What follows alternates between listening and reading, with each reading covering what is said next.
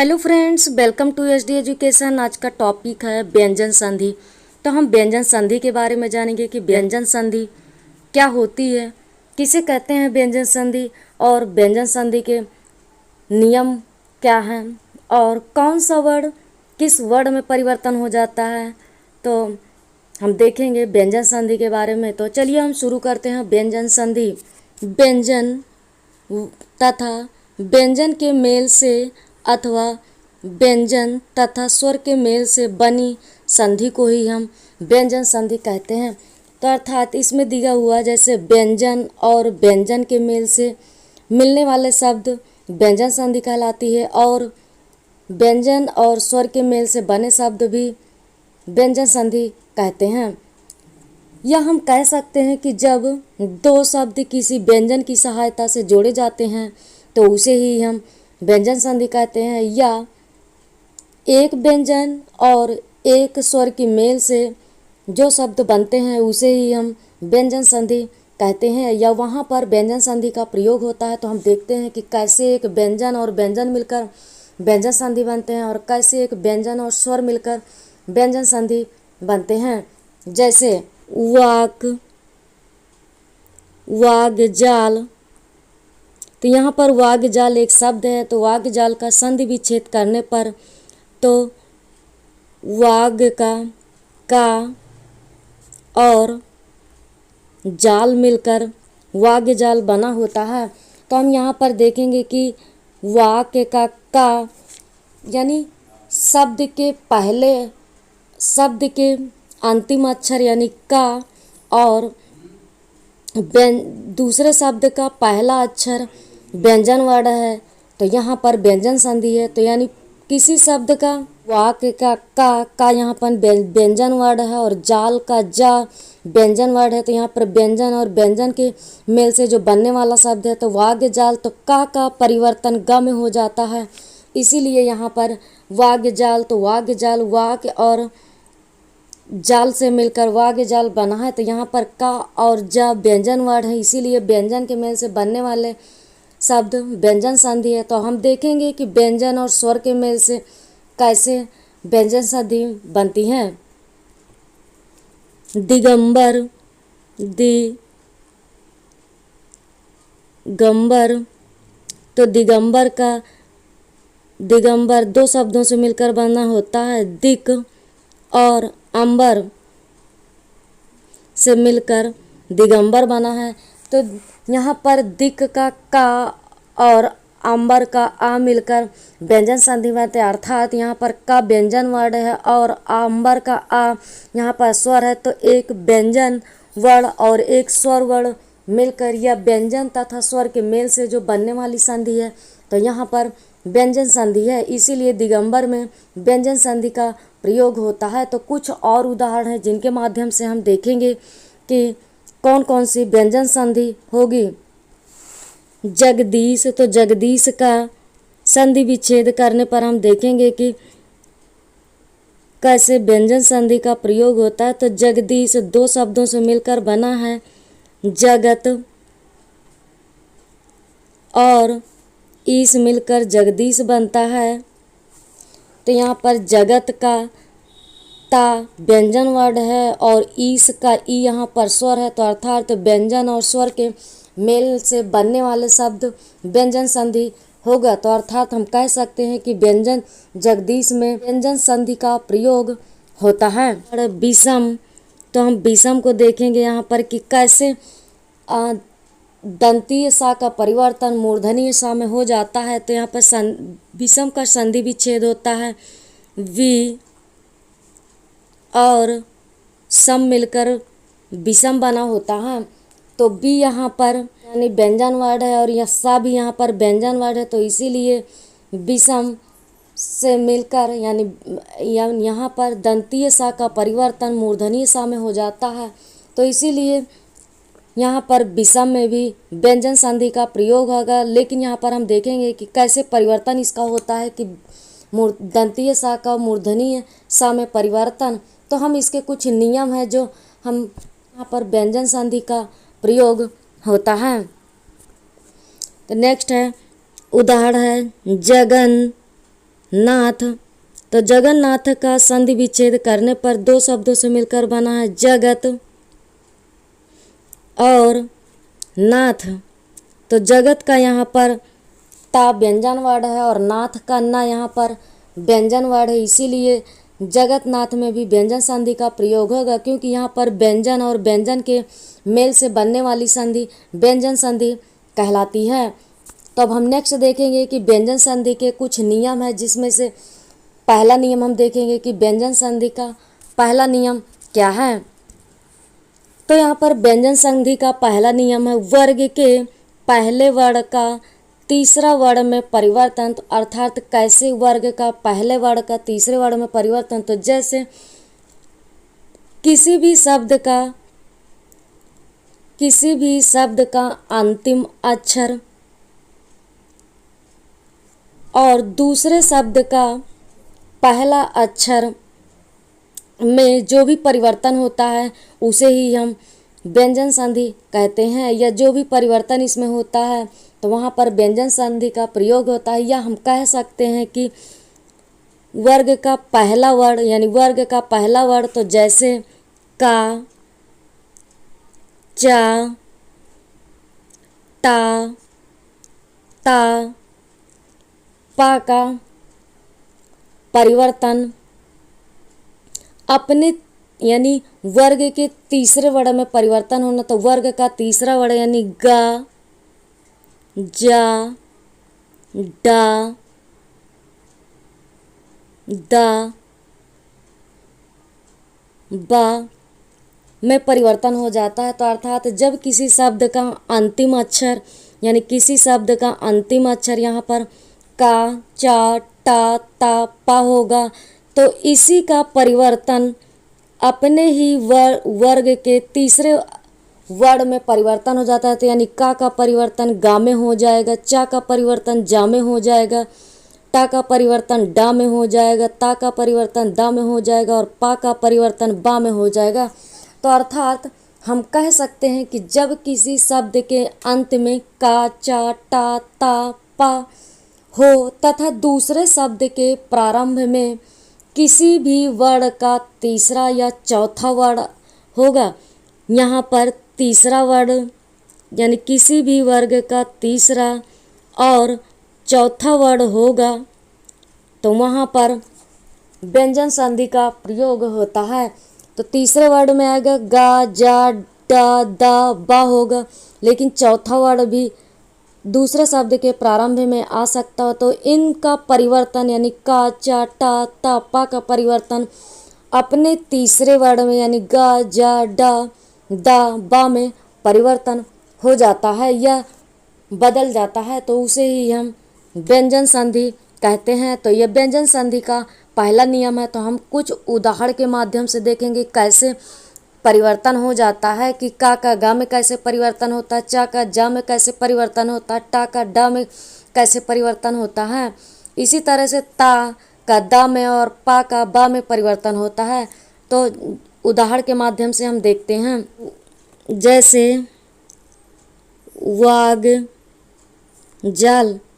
तो वाग जाल का संधि विच्छेद करने पर तो वाक्य और जाल से मिलकर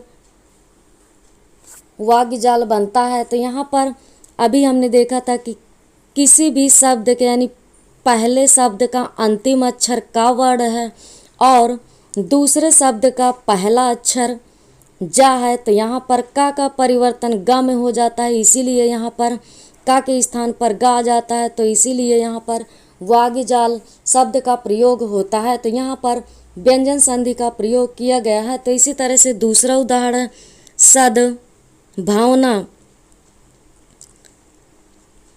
सद्भावना भी दो शब्दों से मिलकर बना हुआ होता है। तो सत और भावना मिलकर, तो यहाँ पर भी सत का यानी ता वर्ग व्यंजन वर्ण है और भा भी यहाँ पर व्यंजन वर्ण है। तो यहाँ पर भी व्यंजन संधि का प्रयोग होगा। लेकिन अभी हमने नियम जाना कि वर्ग के पहले वर्ण तो यानी ता वर्ग यहाँ पर दिया हुआ है और यानी पहले शब्द के अंतिम अक्षर ता है और दूसरे शब्द का पहला अक्षर भा है। तो जैसे हमने अभी देखा था कि दूसरे शब्द का पहला अक्षर वर्ग का तीसरा या चौथा वर्ड होगा तो वहाँ पर भी व्यंजन संधि का प्रयोग होता है। तो यानी पहले शब्द में ता और दूसरे शब्द का पहला अक्षर भा है, तो इसीलिए यहाँ पर भी ता का परिवर्तन दा में हो जाता है, यानी अपने का यानी ता वर्ग का तीसरे वर्ड में परिवर्तन यानी दा में हो जाता है। तो इसीलिए यहाँ पर भी व्यंजन संधि का प्रयोग होता है। तो नेक्स्ट उदाहरण है सदगति। सदगति दो शब्दों से मिलकर बना होता है, सत और गति। तो यानी सत का ता और गति का गा मिलकर ता का परिवर्तन दा में यानी अपने वर्ग का तीसरे वर्ग में परिवर्तन हो जाता है। तो ता वर्ग का तीसरा वर्ड दा होता है, इसीलिए यहाँ पर ता का परिवर्तन दा में हो जाता है। तो यहाँ पर भी व्यंजन संधि का प्रयोग होता है। तो सदगति भी यहाँ पर व्यंजन शब्द है। तो नेक्स्ट उदाहरण दिगंबर। तो दिगंबर भी दो शब्दों से मिलकर बना है, दिक और अंबर, अर्थात दिगंबर। तो दिक और अंबर मिलकर दिगंबर बनता है। तो यहाँ पर पहले शब्द का अंतिम अक्षर का है और दूसरे शब्द का अंतिम अक्षर स्वर है। तो व्यंजन और स्वर मिलकर भी जो शब्द बनता है तो वहाँ पर भी व्यंजन संधि का प्रयोग होता है। तो जैसे हमने अभी देखा था कि का परिवर्तन ग में हो जाता है, तो यानी का वर्ग का अपने ही तीसरे वर्ड में परिवर्तन हो जाता है। तो का वर्ग का तीसरा वर्ड गा होता है, तो इसीलिए का परिवर्तन गा में हो गया। तो यहाँ पर दिगंबर शब्द बन गया। तो दिगंबर में भी व्यंजन संधि का प्रयोग होता है। सडानन। तो सडानन भी दो शब्दों से मिलकर बना है, सट और आनन, अर्थात सडानन। तो सडानन का सट का शब्द का अंतिम अक्षर टा है और दूसरे शब्द का पहला अक्षर आ है। तो यहाँ पर व्यंजन और स्वर मिलकर जो शब्द बन रहा है तो वहाँ पर व्यंजन संधि का प्रयोग होता है। लेकिन टा वर्ग का परिवर्तन अपने तीसरे वर्ड यानी टा वर्ग के तीसरे वर्ड में परिवर्तन, तो टा का तीसरा वर्ड होता है डा। तो टा का परिवर्तन डा वर्ड में हो जा रहा है, तो इसीलिए यहाँ पर सटानन में भी सट और आनन मिलकर सडानन बन जाता है। तो नेक्स्ट उदाहरण है उद्घाटन। तो उद्घाटन दो शब्दों से मिलकर बना होता है, उत और घाटन, अर्थात उत और घाटन मिलकर उद्घाटन बनता है। तो यानी पहले शब्द का अंतिम अक्षर ता है और दूसरे शब्द का पहला अक्षर घा है। तो यहाँ पर ता का परिवर्तन अपने ही वर्ग के तीसरे वर्ड में हो जाता है। तो तीसरा वर्ड ता वर्ग का तीसरा वर्ड दा होता है, तो इसीलिए यहाँ पर ता का परिवर्तन दा वर्ड में हो जाता है। तो इसीलिए यहाँ पर उद्घाटन शब्द बनता है। तो उद्घाटन में भी व्यंजन संधि का प्रयोग होता है। तो व्यंजन संधि का दूसरा नियम है, पहले वर्ण का पांचवें वर्ण में परिवर्तन होना, अर्थात किसी भी वर्ग के पहले वर्ण का अपने ही पांचवें वर्ण में परिवर्तन हो जाना ही व्यंजन संधि का प्रयोग होता है। जैसे कोई भी शब्द है और उस शब्द के पहले शब्द का अंतिम अक्षर होगा का, चा, टा, ता और पा वर्ड होगा और दूसरे शब्द का पहला अक्षर न या म होगा तो वहाँ पर व्यंजन संधि का प्रयोग होगा। तो का, चा, टा, ता, पा यानी का वर्ग, चा वर्ग, टा वर्ग, ता वर्ग, पा वर्ग अपने ही वर्ग का पांचवें अक्षर में बदल जाएगा। तो वहाँ पर जो है व्यंजन संधि का प्रयोग होगा। तो जैसे का पांचवा अक्षर अंगा होता है, चा का पांचवा अक्षर इया होता है, टा का पांचवा अक्षर ड़ा होता है, ता का पांचवा अक्षर ना होता है और पा का पांचवा अक्षर मा होता है। तो यानी ये किसी भी शब्द के अंतिम अक्षर का, चा, टा, ता, पा होगा और दूसरे शब्द का पहला अक्षर ना या मा होगा तो पहला अक्षर यानी पहले शब्द का अंतिम अक्षर अपने ही वर्ग का पांचवें वर्ण में या पांचवें अक्षर में बदल जाएगा। तो वहाँ पर व्यंजन संधि का प्रयोग होता है। तो हम उदाहरण के माध्यम से देखेंगे कि कैसे का, चा, टा, ता, पा अपने ही पांचवें अक्षर में परिवर्तन हो जाता है।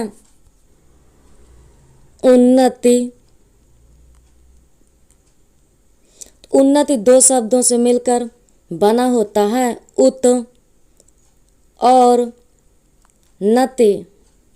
तो यहाँ पर उत का तावड़ आया हुआ है और यानी पहले शब्द के अंत में तावड़ है और दूसरे शब्द के प्रारंभ में ना वर्ण है। तो ता का परिवर्तन अपने ही पांचवें वर्ण में परिवर्तन हो जाता है। तो ता का परिवर्तन ना में हो जाता है। इसीलिए यहाँ पर उत और नति से मिलकर उन्नति शब्द बनता है। तो उन्नति शब्द में भी व्यंजन संधि का प्रयोग होता है। तो दूसरा उदाहरण है सन्मार्ग। तो सन्मार्ग, यहाँ पर सन्मार्ग दो शब्दों से मिलकर बना है, सत और मार्ग से मिलकर सतमार्ग बनता है। तो सत का ता यानी शब्द का अंतिम अक्षर ता है और दूसरे शब्द का पहला अक्षर मा वर्ण है। तो यहाँ पर भी व्यंजन संधि का प्रयोग होगा। तो ता का परिवर्तन अपने वर्ग के पांचवें अक्षर में परिवर्तन हो जा रहा है। तो ता का परिवर्तन ना में हो जा रहा है। इसीलिए यहाँ पर भी व्यंजन संधि का प्रयोग होगा। तो नेक्स्ट उदाहरण हम देखेंगे जगन्नाथ।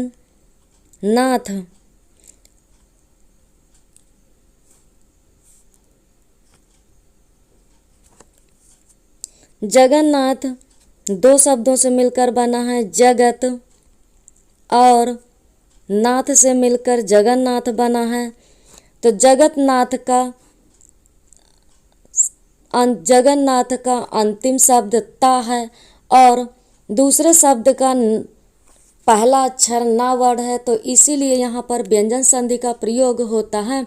तो जगत का यानी ता वर्ग का परिवर्तन अपने ही वर्ग के पांचवें अक्षर में परिवर्तन हो जा रहा है। तो ता का परिवर्तन ना में हो जा रहा है। ना यहाँ पर ता वर्ग का पांचवा अक्षर है। इसीलिए यहाँ पर जगन्नाथ में भी व्यंजन संधि का प्रयोग होता है। तो ता का परिवर्तन ना में होता है। तो इसीलिए यहाँ पर व्यंजन संधि होगी।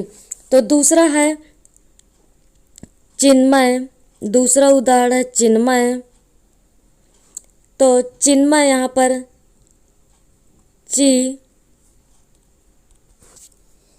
चिन्मय यहाँ पर चित और मय से मिलकर बना हुआ है। तो चित और मय से मिलकर चिन्मय बना होता है। तो यहाँ पर पहले शब्द का अंतिम अक्षर ता है और दूसरे शब्द का पहला अक्षर मा है।